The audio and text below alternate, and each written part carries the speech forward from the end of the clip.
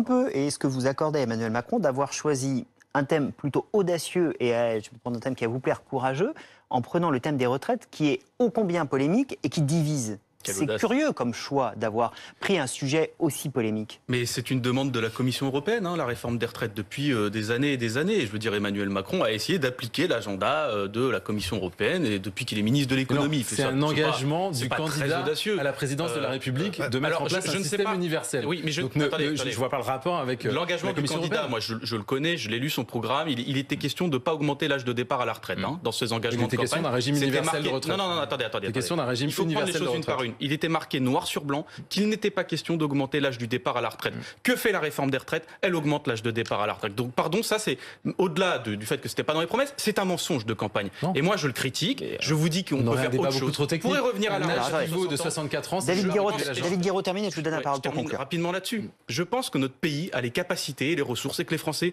sont suffisamment ingénieux pour se dire qu'on peut vivre bien et que les gens ont le droit au respect et à la dignité. Et les Français ont suffisamment donné pendant la crise. On l'a vu dans le va pas leur cracher du sang en plus. Maintenant, c'est la retraite à 60 ans. C'est des normes de travail convenables, correctes, dignes. Réponse de Didier Bécher. À ça.